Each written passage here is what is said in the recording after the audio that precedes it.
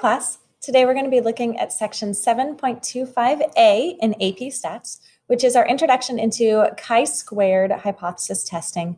Today we're going to be looking at chi-squared goodness of fit tests.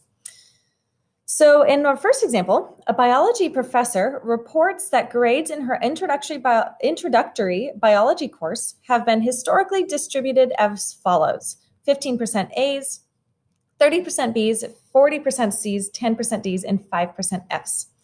Grades in her most recent course of 325 students are summarized below. So you can see how many students get A's, B's, C's, D's, and F's.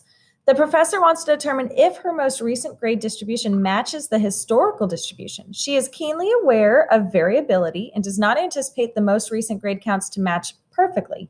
However, she is curious to know how well the data fits the historical counts. Complete the table below by filling in the expected count for each letter grade among 325 students. Determine if the current grade distribution significantly differs from the historical distribution. Explain your reasoning. So for the expected count, so we have our observed counts and we have her historical distribution percentages up here. So if 15% were supposed to be A's, we can figure out what the expected count would have been by taking 15% of our 325 students. So you can see I kind of wrote that down here, 0.15 times 325, I get 48.75 is how many students we expected to get A's. We can kind of do a similar thing. B's were 30%. So I could do 0.30 times 325 and I get 97.5. So we can calculate each one of these expected counts using the historical data percentages and the total number of students, 325. Now, determine if it differs significantly. If all you were going to do is try to look at the numbers and explain it, you could kind of go either direction. You could say, yes, it differs slightly, but there are still the most students receiving C's and then B's and then A's and then D's and then the least amount of students receiving F's. So it kind of goes in the same order. So it's not a significant difference, or you could say that it's a significant difference and support that. It's pretty subjective if you just try to look at the data and decide if you feel like it differs or not, which is why we need a formal process or statistical inference to base our decision. So that's where a goodness of fit, chi-squared goodness of fit test comes in. A goodness of fit test compares the distribution of observed outcomes for a single categorical variable to the expected outcomes predicted by a probability model to see if the model is plausible. So the first thing, when we write our hypothesis statements, we want to kind of avoid expressing them symbolically. We can just write it in words. So our null hypothesis is that the grade distribution for the professor's most recent biology class is, and then you would write it in, 15% A's, 30% B's, 40% C's, 10% D's, and 5% F's. And then the alternate would be that the grade distribution for the professor's most recent biology class differs from this distribution: 15% A's, 30% B's, 40% C's, 10% D's, and 5% F's. All right, and I know I've seen people say that it differs in at least one of the categories. You could say that too, but just saying that it differs from this should be fine. The test name is chi-squared goodness of fit test. We can also write chi-squared GOF test, shorthand, which is kind of nice. Our conditions for chi-squared are a little different than the other ones. So we want to make sure that we have counted data so that the values in each cell must be counts for the categories of a categorical variable. The data cannot be proportions or percentages or measurements. They have to be counts. So in context of our problem, we have the counts for each grade category. Our randomization condition. So students were not randomly selected. If we go back and read the problem, it's always important to do that. It just said grades in her most recent course are summarized. So she didn't randomly choose those. So students were not randomly selected. However, it is reasonable to assume that they are representative of all biology students of the professor, past and future. So we have to make that assumption. Remember, we can't assume they're randomly selected, but we can assume that they're representative of the population. Our independence assumption, the counts in the observed cells must be independent of each other. So we can use the 10% rule to do this. 325 is less than 10% of the population of students of the professor, past and future. And granted, we are assuming this. So we are assume that this is true. So independence,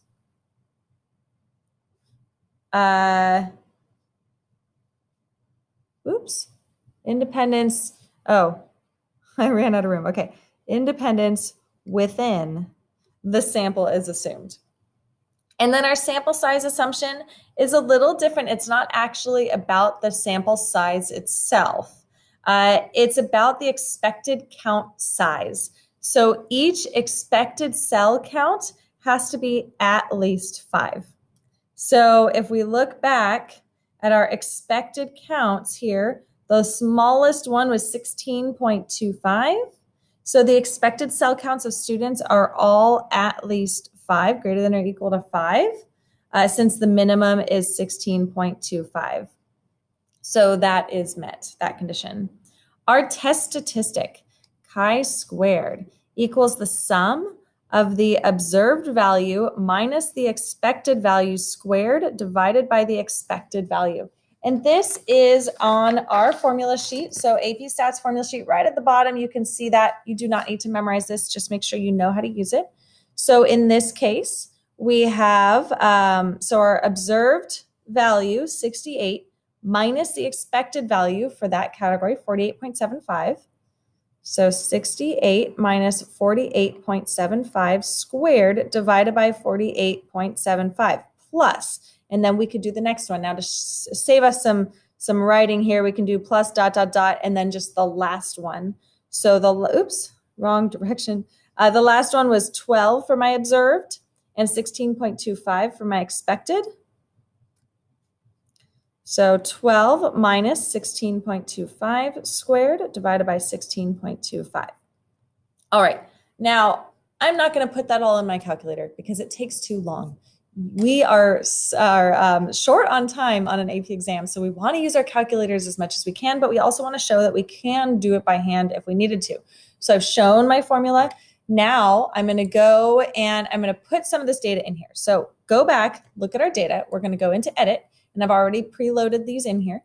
So I have my observed counts in L1 and I have my expected counts in L2. I had to calculate those by hand and then I typed them in. Now I can go to stat, tests, and then hit the up arrow to go all the way down to the bottom. And you can see we've got 2 chi-squared tests. And one of them is chi-squared goodness of fit test. I'm going to use that.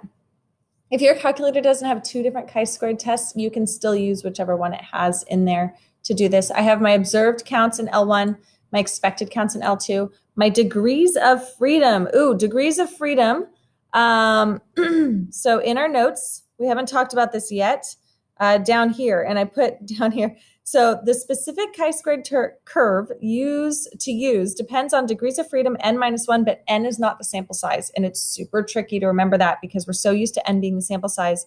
In this case, n is the number of categories. I really wish they used a different letter instead of n, but it is what it is. So we want the number of categories minus 1. So A, B, C, D, and F, there's 5 grade categories. Minus 1 gives me a degrees of freedom of 4. So in this case, my degrees of freedom is 4.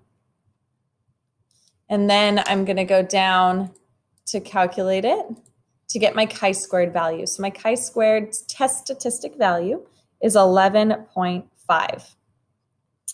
Now the p-value based on our chi-squared and the chi-squared distribution is definitely a little different. If you look at the very last table in our AP Stats course, notice that that curve is not symmetric. And the shading goes up. almost all the rest of the shadings go down, or in our table, but this shading goes up, and it's definitely a skewed distribution. So this is different. The p-value is always based on an upper tailed test. So you can see that again in this picture here. That's an upper tailed test. And so I want the the probability that chi-squared is greater than or equal to 11.5. So it's always greater than or equal to for chi-squared test, no matter what. And we want to show a little bit of work. So I have the p-value, and I can write that over here, 0.0215. Okay, but then let's do some work. So second distribution, we have our chi-squared Cdf function. So chi-squared Cdf. Our lower, so think about what our probability statement is. Chi-squared is greater than or equal to 11.5. So our lower is going to be 11.5. Our upper is going to be some big number. Just make it some big number. So we have lower is 11.5, upper 3, 4, 5, sure, upper, and then our degrees of freedom in this case is 4. And then I'm going to paste this, and there's that same p-value that we saw before. So remember, it's great to use our calculator functions, but you need to make sure to label your inputs. Now, if we were to use the table instead, I mean, we could do that, but the chi-squared table is a little tricky. You have to look at, so 4 degrees of freedom here, and then you have to go over until you see something close to our chi-squared value, which is 11.5. So I've got 11.14 and 11.67, which means my tail probability is going to be somewhere between 0.02 and 0.025, which you can see that from our 0.0214. But it's hard to get an exact value off of this table. And actually we can't. So it's kind of nice to use our chi-squared CDF function in our calculator so we can get that exact p-value.